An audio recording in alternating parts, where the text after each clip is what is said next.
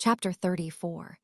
Sarah forced herself to keep her movements to a minimum as she sawed the blade into the notch in the leather. It had taken her a tedious, agonizingly long time to push it through the notch, stretching it enough to fit the blade in and begin sawing. But she'd managed it, and had cut 2 grooves on either side of the hole so she could saw through the entire strap and release her arm.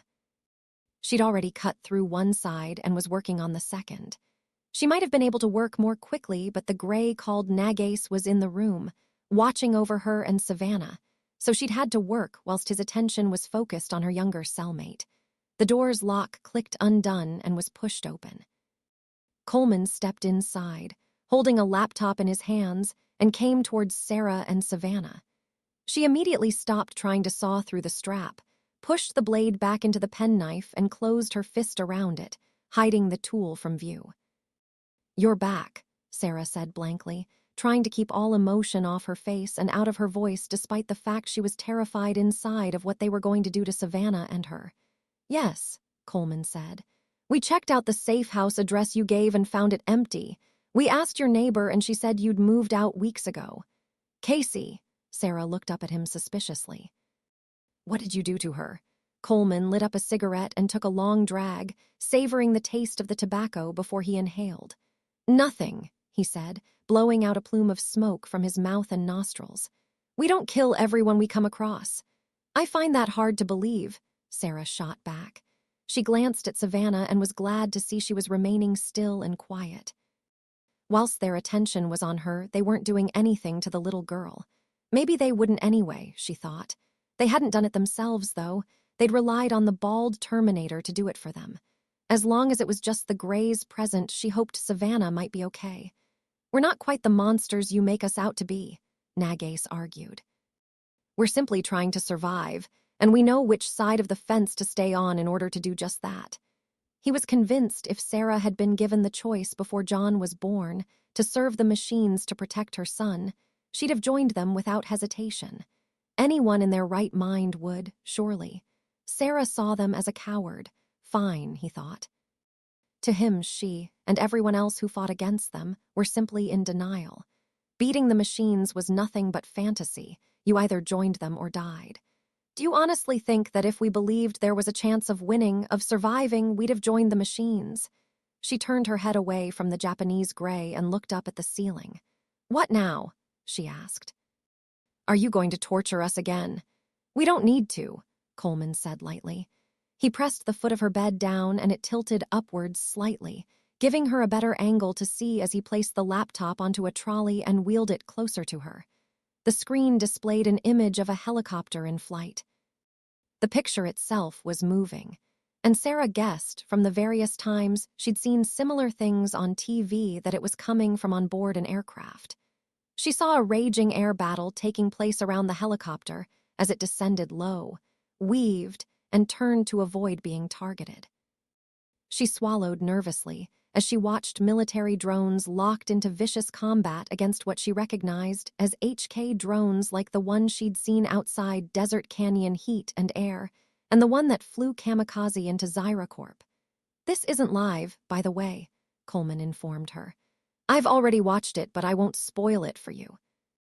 I'm guessing the Reapers are being controlled by Weaver's AI. We never saw that one coming." They'd all been shocked as hell to see a squadron of UCAVs appear seemingly from thin air and rush to engage their drones. Zyracorp's AI was their next priority. It had to be taken care of ASAP. Sarah watched as the helicopter disappeared behind a mountain, and the image violently moved right to turn on a drone aircraft she recognized from TV. The image shifted to the view from another drone that turned towards the helicopter, flying beside the peak of another mountain, clearly using it as cover, and fired a missile. Sarah's heart jumped in her chest as it streaked towards the helicopter. A moment later, the aircraft erupted in a blooming fireball. Oh, that was good. Nagace pumped his fist into the air. This was the first time he'd seen it. "I could watch that again." "John," Sarah said weakly, closing her eyes in bitter resignation. She turned her head to the side and looked away from the image. She dreaded this more than anything else, fought her whole life and sacrificed everything to protect him. In the deepest, darkest corners of her mind, in her worst nightmares, she'd imagined what would happen if she'd failed and someone got to him. She'd always imagined that with nothing else to live for, she'd explode in a rage and go out fighting, or that she'd just collapse down uncontrollably and hold his body to her. But there was no body, there was no John. She just felt numb and frozen, and it had nothing to do with the cold. Nagase replayed it, watching again with a sense of elation as the helicopter was blown out of the sky. But Sarah didn't see it. Instead, she just stared at the wall, not really seeing anything, not thinking or feeling anything anymore. She doubted she ever would again. Sharp, jagged rocky outcrops and steep ledges and slopes surrounded Savannah as she scouted ahead of the others. A large peak, Mount Whitney, she guessed, was visible in the distance, miles off to her right. She marched quickly, sure-footed, over the hard, uneven, treacherous ground and picked a route forward, taking her up a slope towards a large plateau, on which, according to Cameron, Kaliba had situated their complex. Perfect place to stay hidden, she thought. Nestled in the middle of the Sierra Nevada mountains, nobody would be able to locate it on foot, and the area was so vast that the chances of anyone randomly flying over it were small. Anyone who did would probably assume it was a military base. She looked behind her and saw Cameron, in the second position, a few hundred feet behind her. She didn't know what Cameron had said to John, but he seemed to have calmed down some, though she couldn't even begin to imagine what was running through his head, being so close to rescuing his mom and knowing there was still so much that could go wrong. She saw him coming up behind Cameron, but he was too far away to make out his face. In her mind's eye, he was probably stony-faced, completely focused on the job at hand. He'd gone nuts a couple of times lately, but now he seemed to have changed again. "No wonder the machines never got you," she said quietly to herself. He was too unpredictable to anticipate, and she never knew what he was thinking or what he'd decide. Sometimes he made cold, hard, calculated choices, and at others his decisions seemed to be born completely from unbridled emotion. Maybe that's why he beat Skynet, she wondered. It took several minutes to pick a route up the rocky slope, but eventually Savannah made it to the top and looked over. She instantly ducked down and got onto her knees, keeping herself as low as she could as she shouldered her M4 and looked through the sight on top. "Holy crap," she muttered. "This place is huge." Kaliba's base of operations, a few hundred yards away, was 2 stories high in some places, 3 at its tallest, and was probably 200 meters or so in width. They had no idea where Sarah and Savannah were, and trying to search the place whilst being shot at would be impossible. To the rear of the main building, she could see a large hangar, longer than a football pitch and higher than the rest of the complex. Through the scope, she could make out armed men at the entrance, though what they were armed with and whether they were people or machines was impossible to tell until they got closer. Cameron stepped quietly behind her and tapped her on the shoulder before lying prone next to her, covered from view by the uneven terrain that ran most of the way to the complex before evening out into the plateau. Everyone else followed up and spread out, John and Cameron to Savannah's left, Ellison, Danny, and Knowles to her right. Knowles looked through his G36 scope and searched for targets. "Sniper on the 3rd floor," he commented quietly, "top right-hand window." "Another on the roof, far left," Cameron added. She spotted a machine gunner in one of the windows, but it was only 7. 62mm, no real threat to her. John took it all in and watched the complex, searching for anything they'd missed. Even though he knew Cameron could see better than any of them, and as much as he trusted her completely, he still wanted to rely on his own eyes. "How far is it to the complex?" he asked. 412 meters, Cameron said. "Too far to guarantee a hit with the rifles," Knowles said. The weapons could just about shoot that far, but the sights were generally limited to 300 meters, and the sniper rifle the brunette was carrying on her back cyborg, or not, it looked weird. Seeing such a petite young woman carrying a massive .50 cal rifle like that had a busted scope. "Not for Cameron." John gently squeezed her arm, and she knew just what he meant. She pulled the long Barrett from her back and shouldered the weapon with ease. She readied the weapon and calculated the distance to and elevation of each target, as well as the wind speed, and even took into account the temperature and air pressure. She didn't need the scope. She lifted the weapon up and lined the barrel up with the target until her targeting systems and the position of the weapon were perfectly aligned over the first human guard, and hesitated. Cameron still maintained a wireless online link, which she was using to control the UCAVs still engaged against the HK drones. Suddenly, she felt something she never had before herself, a presence, an unknown entity. John Henry's memories were as much a part of her as her own, and she could perfectly recall the moment when he'd been attacked by another AI. She could sense this other AI, and it was the same. "What's wrong?" John asked, looking at her with concern. She'd paused, and he could see a blank, completely detached look in her eyes he'd never seen before, as if she was somewhere else. She didn't respond to him, she just remained in place as the entity probed her. She explored, too, and found herself apprehensive at the scale of the other. It was extremely powerful, and she could sense it. It was angry. It was afraid. It knew they were coming to destroy it. "You won't kill me." The words entered Cameron's mind, and she realized she was in direct communication with the AI. She sensed the hostility emanating from the other mind. It wanted them all dead. "I can try," Cameron told it. Suddenly, her mind was assaulted with a wash of images. Hundreds, thousands of pictures flashed into her mind's eye and froze her in place. Nuclear explosions, mushroom clouds, followed by the obliterated ruin of Hiroshima and Nagasaki. More images assaulted her. Mass graves in Bosnia, filled with hundreds of slaughtered men, women and children riddled with bullets. Films of concentration camps, SS guards taunting and abusing Jewish and Slavic prisoners, all of them starving, wasting away until they were little more than barely moving skeletons with skin hanging off, eyes sunken in their sockets, seemingly dead and alive at the same time.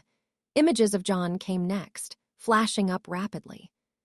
Skulls flashed between each photo of her beloved charge, followed by videos of firing squads, hangings, and electric chair executions. Cameron understood perfectly what the AI was telling her without words. Its plans were exactly the same as its predecessor. It wanted John dead. It was as self-aware as she was, and it already planned to wipe out mankind. It was just waiting to be given the opportunity, biding its time until it was ready to wage war. She sensed it not just showing her things, but also scouring her memories, reading her life story like a book and absorbing everything about her. It was a terrible, alien sensation. Merging with John Henry had involved their memories becoming one. Everything he knew, she now did. That had been a symbiotic experience, but this was different. Cameron knew when she was being attacked. "Cameron," John shook her slightly. The familiar sensation of his touch and his voice brought her back to her senses. With a supreme effort, Cameron purged the invader from her mind and threw up firewalls to keep it out, though she knew it was only a temporary measure to hold the AI at bay. "Skynet knows we're here," Cameron told him. A high-pitched whoosh sounded from the building as if to confirm Cameron's statement. She instantly threw herself atop John and flattened the pair of them as much as she could, a split second before a rocket smashed into the rock 2 feet from them, sending up an explosion of smoke and shattered stone. Contact. Knowles screamed at the top of his voice as machine gun fire opened up and hammered the rocks around them. They were in sparse cover, but all it would take was a well-aimed rocket or grenade, and they'd start taking casualties. John coughed and spluttered, clearing the smoke from his mouth and throat as Cameron rolled off him, and he peeked his head up to assess the situation. Already, Savannah and Knowles were returning fire, aiming at their 10 and 2 o'clock positions, respectively, and loosing off single shots rapidly. "Where are they?" Ellison shouted to be heard above the din of the gunfire. "Everywhere," Savannah yelled back. She looked up at the building and saw a sniper lying prone on the roof, partially concealed by a ledge of brick or concrete and only his head visible. "Ellison, cover Savannah's half left. Danny, Knowles half right." John shouldered his M4 and remained prone, but he rolled to his left, away from Savannah and Cameron, and crawled into a dip in the rock where he had a perfect foxhole. "Cameron, how many are there?" he called out to her. His cyborg companion quickly located a number of enemy combatants and assessed their firepower and numbers. 14, she shouted back. 2 rocket launchers, 1 sniper rifle, and 2 machine guns. She spotted 1 machine gun team on a second-floor window to the right and the second to the left. Their elevated positions gave them the advantage, and there were 9 men on the ground, all maneuvering whilst the fire support teams in the complex kept them pinned down. Savannah shouldered the LAW and took aim at one of the missile launchers on the roof. "No," John screamed at her. "Save it for the metal."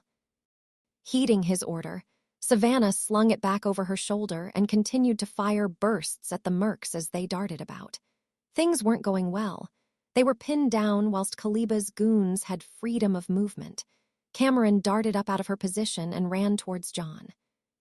As soon as she did, incoming rounds smacked into her, tearing through her clothes and flesh but pinging harmlessly off her endoskeleton. John kept firing and made room for her as she jumped into his foxhole. "What are you doing?" he snapped at her, seeing the gaping wounds on her cheek, neck, and chest, and the exposed metal underneath her face. "I'm bulletproof," she reminded him. "But not fucking rocket-proof," he shouted back as more missiles hurled into the ground around them.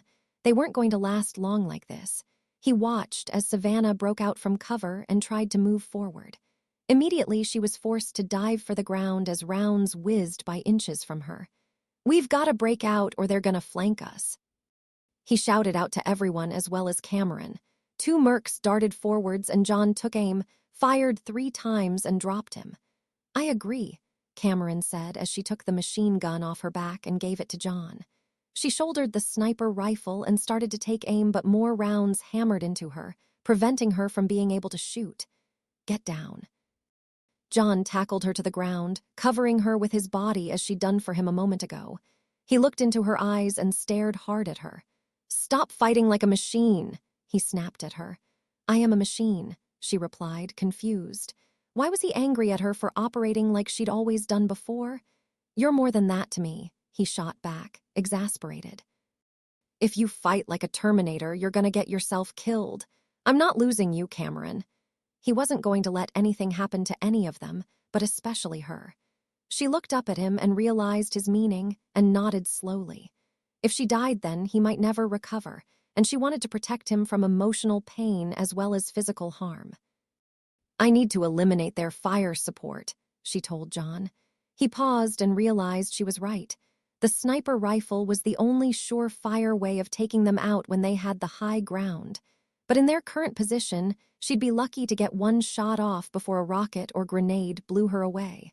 "Listen up," John shouted to the others.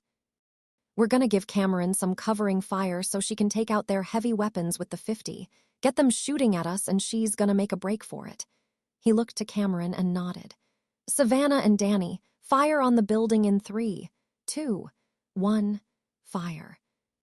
John picked up Cameron's M240 and unleashed a sustained salvo at the roof, holding the weapon right and aiming slightly lower so he didn't shoot high. He pumped burst after burst at the fire support teams, forcing them to duck for cover as Danny fired single, carefully aimed shots from his AK, and Savannah launched one of her 40mm grenades. The projectile soared through the air in a low arc that hit just below a window where one of the machine gun positions, blasting soldier and weapon back into the room and out of sight. Cameron didn't hesitate for a moment and darted out of cover, sprinting as fast as she made for the cover of a large, jagged peak of rock. Shots cracked past her, and she was still struck with a couple of rifle rounds, but they did no real damage to her. She heard one of the mercenaries scream out as Knowles scored a hit. She ignored the battle on the ground and, concealed by the rock, took aim at one of the mercenaries on the roof. She picked one firing a rocket launcher first, prioritizing him as the greatest threat. She made adjustments for wind speed and air pressure and squeezed the trigger. Boom! Thunder cracked through the air and the mercenary's head exploded in a splatter of blood. Cameron's second shot was bang on target, and the second rocket wielder fell backwards with a hole the size of a dinner plate in his chest. Cameron switched targets and shot the remaining machine gunner and the sniper on the roof, silencing the incoming barrage. She searched for other targets in hiding but saw none. She switched her aim, and with her last 2 shots, she decapitated 2 of the mercenaries on the ground. Instantly, John noticed the massive drop in incoming fire. "Advance!" He screamed as he got up and shouldered the M240, firing a burst before he darted forward towards a pair of mercenaries. As he ran, he fired a longer, sustained burst, enfilading the 2 mercs into Swiss cheese. The pair of them shook as if having a seizure before they finally dropped to the ground in a gory mess. The remaining mercs dropped their weapons, turned tail and ran. Cameron could make out their frantic shouting to each other even from several hundred meters away. "Screw this. I'm not getting slaughtered out here. We're fucked. Let's get the hell out of here." 4 of them retreated, and John held the machine gun up at them, aiming through the sights and centering them on one of the fleeing soldiers' backs. His finger tensed slightly on the trigger, but he held himself back. "What am I doing?" he asked himself, suddenly very ashamed that he'd been about to gun down men who were running away. "Let them go," he called out to the others. They'd thrown their weapons down and ran away. They were no threat anymore. Just some poor bastards who'd gotten involved in something and unknowingly ended up on the wrong side. He didn't doubt for a moment that if they knew the truth, they'd be standing with him shoulder to shoulder. He watched them go and waited until they were out of sight, running well away from the Kaliba complex. Everyone else reloaded their weapons and came towards John. "Everyone okay?" he asked, looking at Cameron especially, seeing the injuries she'd sustained, more than he'd seen on her at any point before or since she'd been shot up breaking his mom out. They were only flesh wounds, but still, "I sense injuries. The data could be called pain. I have sensation. I feel. I wouldn't be worth much if I couldn't feel." Cameron dropped the empty Barrett and approached him. She took the machine gun from John and smiled, sensing his concern. "I'm fine," she said. Knowles stared at Cameron's face, taking in the sight of the metal skull underneath the torn flesh. 2 gaping holes in her neck, buried through inches of muscle and skin, exposed the hyperalloy vertebrae. Blood dripped from it slowly and stained her shirt. "Wow," he said, feeling his pulse quicken at the sight of her as memories of Baldy after he'd been blown up came to the surface. "Never seen a cyborg before?" Savannah asked him. "Actually, this is the 3rd one," he told her. "Who are the other 2? John asked, turning his attention to the mercenary. "We need a description, what they look like." "That I can do," Knowles thought. "Baldy and steroids," describes them with 1 word each, he figured. "One of them is that big bastard who shot up the police station in 84. 84? Savannah asked, confused.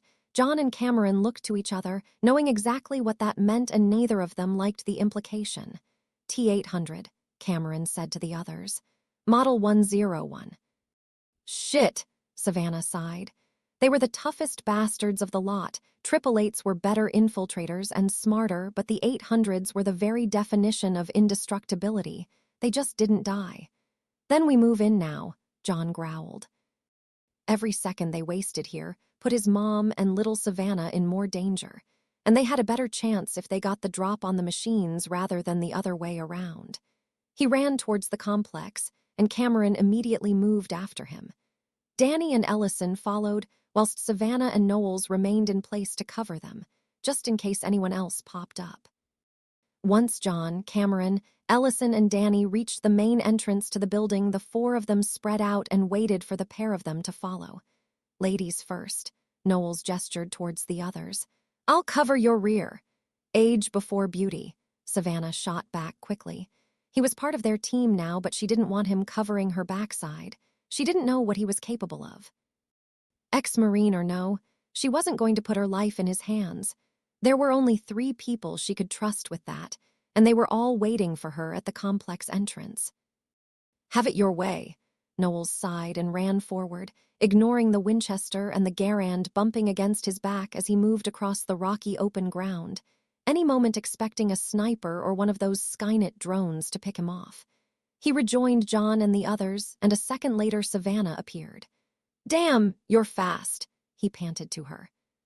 She'd literally been right behind him, but he'd never heard a sound from his rear.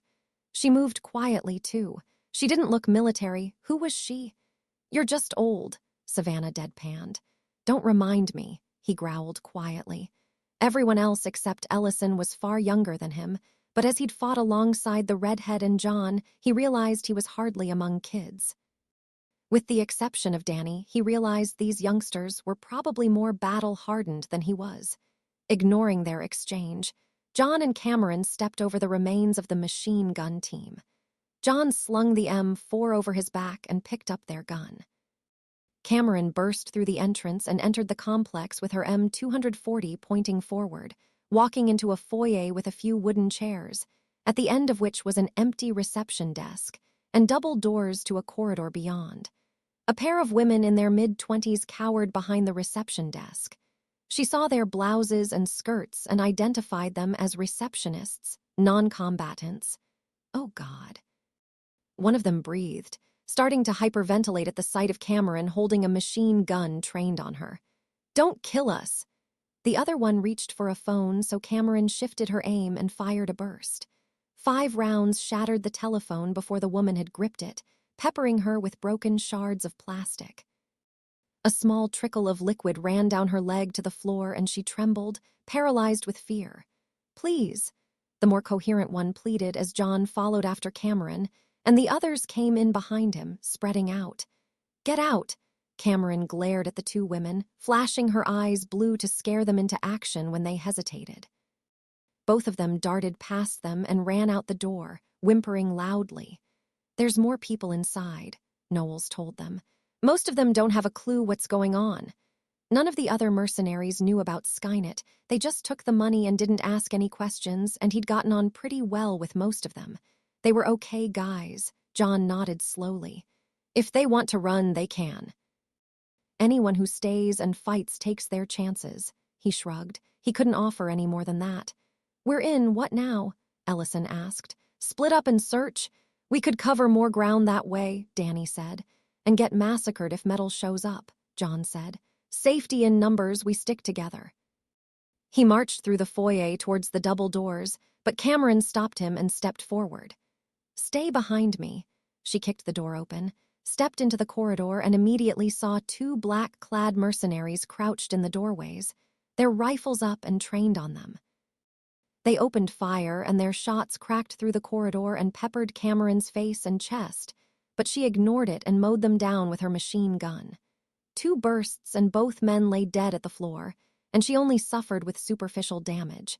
6 mercenaries were dead. Another 6 were absent. There were only 12 human combatants left, according to their information, plus an unknown number of Terminators. Search every room, John told them as he moved forward with Cameron. As a unit, they advanced and cleared every room in pairs, John and Cameron, Savannah and Ellison, and Danny and Knowles. Savannah and Ellison burst into a room, the former aiming left and the latter right, and found nothing but a dim, empty office. This is gonna take forever, she muttered. The complex was big. Move upstairs, Cameron told them. It's more secure, that's where I'd hold prisoners. She remembered Derek and his squad being kept prisoner in the upper floors of the house. It made it harder for prisoners to escape. Staircase? John asked, trusting Cameron's opinion completely. End of the corridor and right, Knowles shouted. As a group, they ran through the corridor. Elevators just before it, Danny supplied. Don't take the elevator, Cameron told him. Skynet controls the building. This was where Skynet would fight its war from, so it would naturally be in control of every aspect of operations inside. The stairs are safer. People ran through the corridors, screaming at the sight of John and his heavily armed group, and he instinctively raised his weapon to fire. He reminded himself that they were just office workers, accountants, managers, and such who likely had no clue what was going on. He raised the rifle upwards and fired a burst, raining plaster down onto the fleeing workers who were between them and the staircase. Move, he shouted at them. A moment later, he pushed straight through and strode towards the bottom of the staircase. Cameron held him back and took point, keeping herself ahead of him as she went up the stairs, keeping her weapon aimed upwards at any mercenaries who could be in hiding. More people rushed down the stairs towards them, threatened to push them back down as they almost blindly ran into Cameron. She pushed one man out of the way and continued upwards. She was surprised there were no mercenaries or Terminators here, where she, John, and the others were at their most vulnerable. They reached the top of the staircase, and John turned around to the others. "You three, stay here," he pointed to Savannah, Ellison, and Danny. "Hold the staircase. If we lose this, then we could lose it all." "Nothing gets through." Savannah nodded and took up a kneeling position at the top of the staircase. She had Ellison took a spot slightly lower down and Danny to her left, leaning over a steel railing and aiming down at the bottom of the staircase. Any human who tried to come up would be blown away, and any machine. At least we'll have some advance warning, she thought. John, Cameron, and Knowles continued on through the corridor, now empty. It would be quiet if not for the alarm blaring constantly. Cameron felt the other presence wearing down her firewalls and other defenses. It wouldn't be long before Skynet was through and would try to attack her. She created her own virus programs and waited. When the other AI broke through her defenses, she'd launch her own strikes against it. John noticed Cameron looking absent, distracted, but said nothing. He turned to Knowles. "You know the place. Where should we go?" "Could be anywhere," Knowles told him. "I was just a hired gun. They never let me see any of their classified stuff." "Cameron," John asked her. She could hear better than either he or Knowles. If his mom was around then, she might be able to find her. She shook her head. "The alarm's too loud," she said. "You're a machine, right?" Knowles said. "Can't you, I don't know, filter it out or something?" "There's too much interference," Cameron answered. "Skynet's attacking me." She was devoting a great deal of her processing power to prevent the AI from accessing her mind. Between that and coordinating the remaining UCAVs against Skynet's drones, she was finding herself extremely taxed. She wondered if this was what being tired felt like. "Are you okay?" John turned his head and looked at her as he walked beside her, feeling a deep sense of worry. "Can't you cut off access like before?" "Not without the UCAVs crashing. We might need them again." One thing John realized he hated about Cameron was how she'd always put herself at risk for his sake. It was bad enough everyone else did, but the person he loved more than anyone else in the world did it more than any other person did. It didn't matter she was a cyborg, nor that she considered herself expendable as long as he was okay. He didn't share the sentiment, not one bit. "If Skynet gets through and you're in danger, fuck the UCAVs, cut off access, and close yourself off. That's an order, Cameron." He didn't like having to give it, but he knew it was the only way she'd do it, and it was for her sake. "I will," she told him. "Good. Now let's find my mom and get the hell out of here." A flood of people rushed through the corridors. Suited men and women, engineers in overalls and men in white coats ran through the hallways towards the back of the complex, out to where the helicopters were kept. Alarms shrieked throughout every corridor and every room, blaring loudly and adding to the panic and confusion as Kaliba's unsuspecting employees fled for their lives. Everyone knew they were under attack, from whom they didn't know, but all that mattered to them was escaping. Terrorists? A fat man in a white coat panted out as he ran for the nearest fire exit. It had to be. They were building military tech here that was being hailed as the future decisive weapons in the war on terror. How'd they get here? A woman in heels and blouse asked. "Hell if I know." A third man, an engineer, blurted out as he ran past the both of them. "They're gonna kill us all if we don't get out of here." The ragheads weren't exactly known for taking prisoners.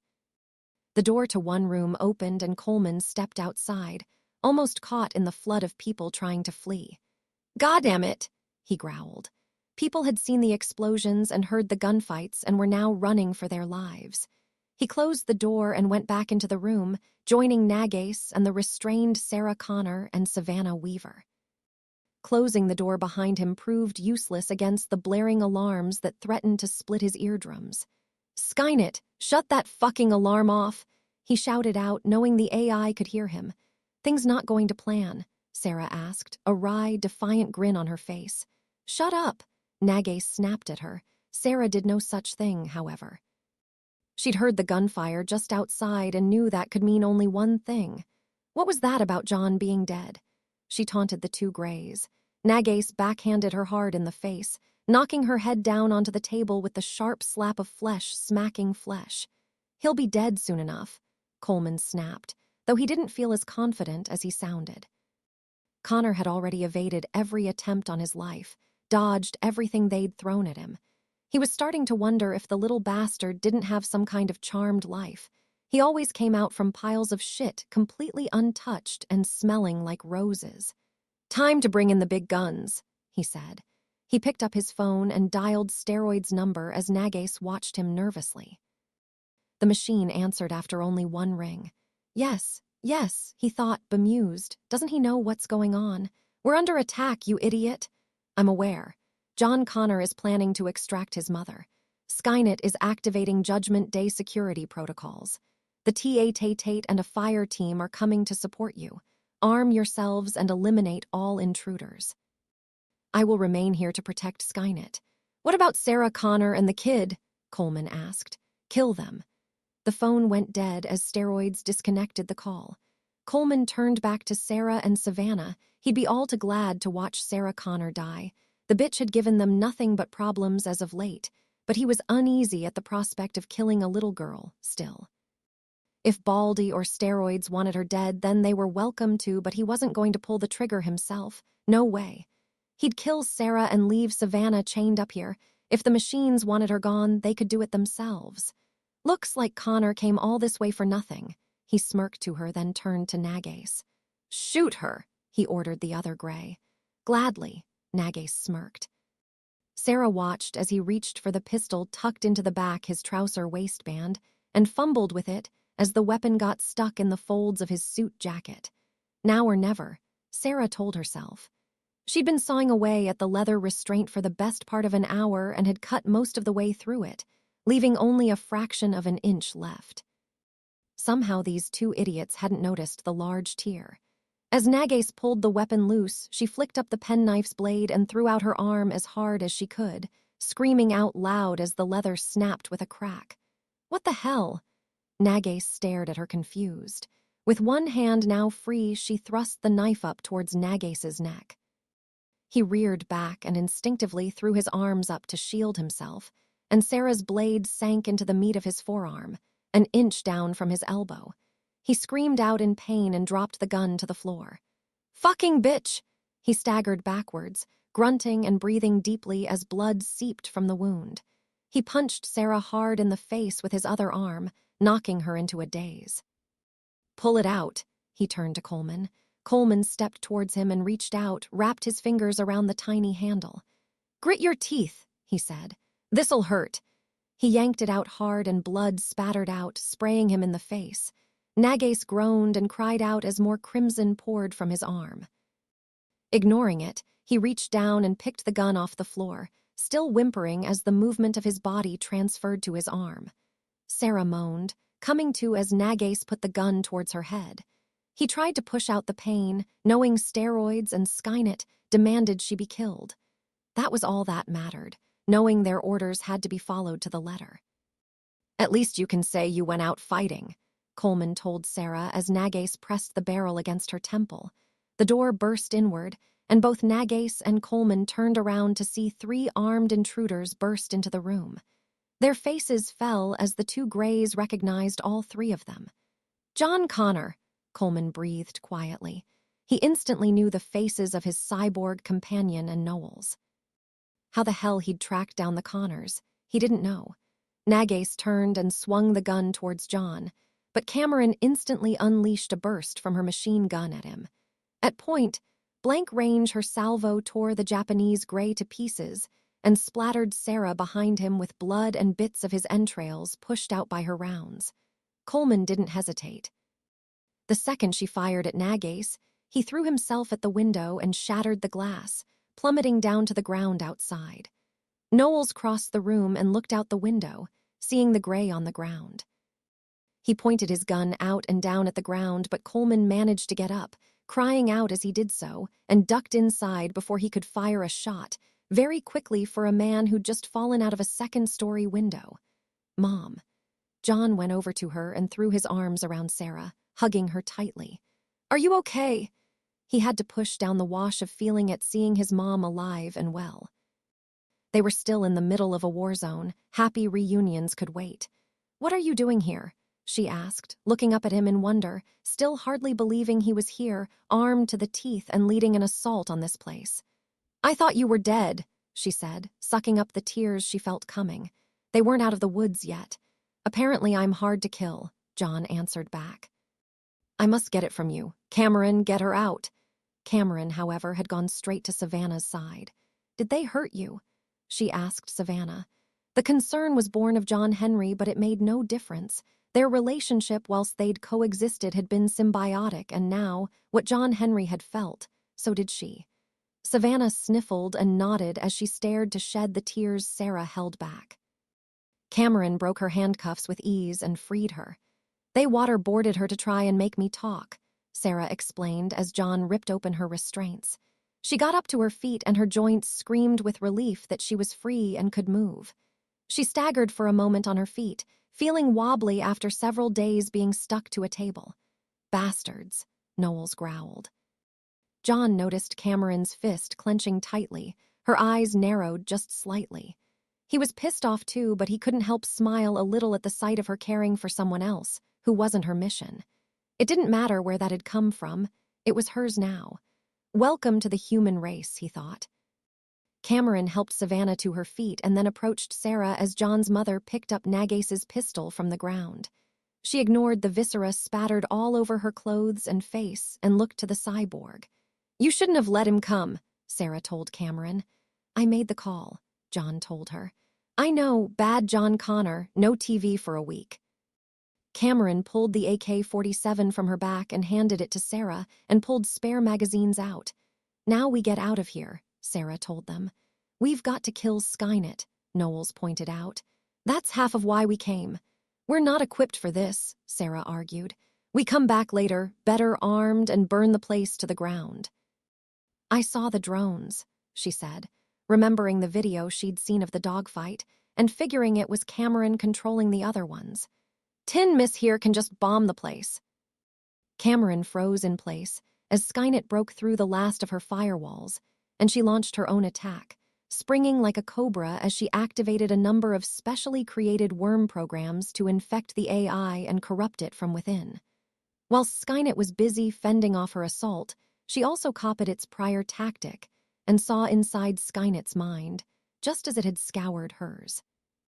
What she saw made her realize John and Knowles were right. "I can't," she said. "Kaliba built this place to survive Judgment Day. The basement levels are a nuclear bunker." She could see via the building's CCTV cameras, which hacking Skynet had also given her access to, that a number of blast doors were closing in the basement, blocking their route. Skynet's sealing itself away. Not even nuclear warheads will get through. As she engaged Skynet over cyberspace, she also saw that all the fire doors to the complex were now closing as well, sealing the building so nobody could get in or out. They had the windows, but she instantly knew via Skynet that the ground floors had bars on them, and the second or third floors were a dangerous drop onto rock. "Then we might as well kill it now," John said. He led the way out of the room and headed back towards Savannah and the others at the staircase. As they made their way down the corridor, John saw the elevator to their right. The icons on the LED display moved upwards. "They're coming," Sarah watched nervously. Through the security cameras, Cameron could see the interior of the elevator for a split second before Skynet shut down the camera and cut off the feed, but that instant was all she needed. 4 mercenaries with assault rifles," she reported, "and a large, bald man. Baldy," Knowles growled, tightening his grip on his G-36. "He's a machine." "We've got to go, John," Sarah said. To her dismay, instead of running, John turned towards the elevator door and stood his ground, steel in his eyes. "Get behind us," John told Savannah as he got down on one knee and readied the grenade launcher on his M4. No more running, they were going to kill all of them. Cameron stepped half in front of him, careful to not block his line of fire as she trained the M240 at chest height, and Sarah and Knowles shouldered their assault rifles and held them tightly, watching in anticipation as the elevator car ascended.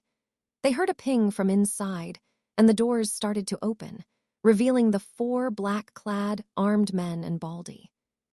John locked eyes with the machine and saw it recognized him. Baldy lifted his gun up to fire, as did the soldiers, clearly taken aback that their targets were right in front of them as the doors opened. John fired the grenade launcher. The projectile flew into the elevator, and car exploded against the cyborg's chest, rocking the floor and the walls around them. "Fire!" John shouted as Cameron opened up with the machine gun, targeting the bald T-888, the only one still standing after the grenade explosion, and held the trigger down, sending a storm of lead flying into the machine, accompanied by John's, Sarah's, and Noel's rifle fire. Baldy tried to move forwards, but the force of the point-blank machine gun fire pushed him back, tore his clothes and flesh apart, and hammered into his endoskeleton. He fell back against the wall and sagged to the floor under the sheer weight of their combined firing. Cameron ceased shooting and reached up to the top of the doorframe, curled herself up and kicked Baldy hard into the back of the car, dropped to her feet again and continued firing with the barrel inches from the tripate's face, knocking him down to the ground. Her shots penetrated through the elevator car and severed the cables holding it up. As the machine tried to push through the murderous rate of fire, the elevator car plummeted downwards out of sight. "Is it dead?" Knowles asked. "No chance," John replied. "Might have slowed it down, maybe bought us a minute or two." Knowles sighed wearily. What the hell actually would kill these things? As a group, they continued on their way to the others at the top of the staircase. Savannah still stood guard at the top of the staircase, and she waved when she saw John, Cameron, and the others approaching. "All quiet here," she reported. She gave a 2-fingered salute to Sarah and nodded. "Good to see you," she added. "Likewise," Sarah replied. She turned to Knowles and looked up at his face, wondering where she'd seen him before. "I'm on your side now," Knowles anticipated what she was going to say. "I found out what's going on, and I'm here to help you stop it. Can we just get on with that, please?" John paused for a moment, unsure of what to do. Or rather, he thought where to go. "Danny," he said, looking at the former Kaliba employee, "how do we get to the basement from here?" "This way." Danny took the lead and started down the stairs.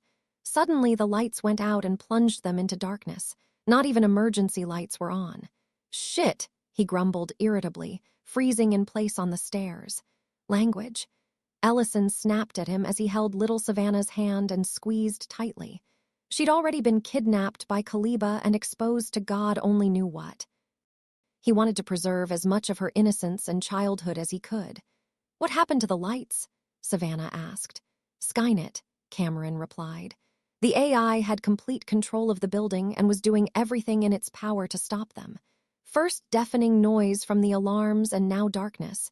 She could see perfectly fine in the dark, but she knew she was alone in that ability." "Just hold onto the rail and go slow," John said. Slowly they made their way down the stairs. He trusted Cameron to tell them if there was a threat approaching. She said nothing, so he assumed they were alone for the moment. "Is everyone down?" Ellison asked after a minute. "Yeah," Savannah replied, followed by a chorus of assent from John, Sarah, Cameron, Danny, and Knowles. "Go down the corridor to the left of the staircase and keep going until you get to another set of stairs. The basement's down there." "Lead the way," John told Cameron. He hated having to make their way through in the dark. Skynet obviously knew its Terminators had night vision and people didn't. Cameron took the point position and kept herself in front of John again. She held his free hand and guided him, just as she had back in the sewer tunnel underneath Victorville. She smiled in the darkness when she felt John squeeze her hand gently, and she returned the gesture. As she did, she tried to locate controls for all internal systems. "Hostiles will be eliminated." Skynet's words resonated inside her same images as before flooded Cameron's mind. The mass murders, carnage, war, and destruction. Millions of images and films washed over her, slowing down her processes. Skynet had made short work of her worm programs, she realized. She pushed her own images and memories onto Skynet. Her and John Henry's war against its future incarnation, how they'd easily defeated machines that were much more advanced. Her own memories of future John. his tech comm forces capturing Serrano Point, watching the commandos sail from the Jimmy Carter to Avila Beach, and later the memories through her own eyes as she and John strode through the captured complex. Every victory where she'd stood beside John in her original future, she shared with the AI. "That's your future," she told Skynet as she located the building's automated internal systems and started to decrypt them. "If I don't kill you, John will." She sensed Skynet's fear and anger at her images. She pushed on, feeding Skynet more files to distract it, and started to wear down the building operations security systems, breaking her way through firewalls and decrypting the myriad files until she gained access to the building's automated functions. She immediately switched the lights back on, illuminating the corridor and lighting the way for them again. "Nice work," John smiled. Cameron said nothing. She could feel Skynet fighting to regain control again, and she didn't know how long she could keep it at bay. They arrived at the staircase Danny had described without further incident. To one side of it was the entrance to the aircraft hangar, and on the other side was an elevator shaft. John was halfway down them when he realized the rest of the way was blocked. A large, gray metal slab had descended and sealed the basement off. "Shit! Let's try this." Savannah aimed her M4 and blasted away on full auto, firing the whole magazine off in seconds. The rounds simply bounced off harmlessly, not even scratching the paint. "They're blast doors," Ellison said. "Designed to take a nuclear blast. We're not getting through this." Cameron drew back her fist and punched it as hard as she could. It banged loudly but didn't budge, and she didn't even make the slightest dent in the metal. She estimated it was at least 15 tons in weight and close to a meter thick. She couldn't get through it either. "No way." John punched the blast door in anger. "We did not come all this way just to be beaten by a fucking door." It wasn't possible. "John," Sarah looked at her son and saw the pain, the anger in his face. She wanted to kill Skynet just as badly, but she could see how invested he was. Walking away now would crush him, but what other choice did they have? "We haven't got anything that can punch through that. We can't get in." "You've got me," Cameron said. "It might take a moment." She couldn't physically open the door, but there were ways around. Again, she wrestled Skynet for control of the other systems. Regaining the lighting had seemed too easy to Cameron, but Skynet had sacrificed control of the rest of the building to devote more of its processing power to the blast door and its inner defenses. She realized it operated the building's functions such as lights, heating, and electrical systems on a separate system to internal security. It had multiple redundancies for each system, too. Skynet's internal security software was the most difficult she'd ever encountered. Clearly, this Skynet knew there were threats from other AIs to contend with and had accounted for that. It would take a lot of effort for her just to open the door. Savannah was at the top of the staircase when she heard movement from the elevator opposite. It was the same shaft they'd smashed the 888 in, which worried her all the more. "Whatever you're doing, Cameron, you'd better do it fast." She aimed her rifle at the doors as they were ripped open to reveal Baldy, his clothes and face shredded and burnt, the skin black and red and covered in blood. Strips of torn, mangled flesh hung from his wounds, and a single red eye glowed angrily through the remains of his left eye. She couldn't tell completely, but he looked pissed. In his hands were 2 MP5s, which he started to rise towards her. "Oh fuck. Metal,"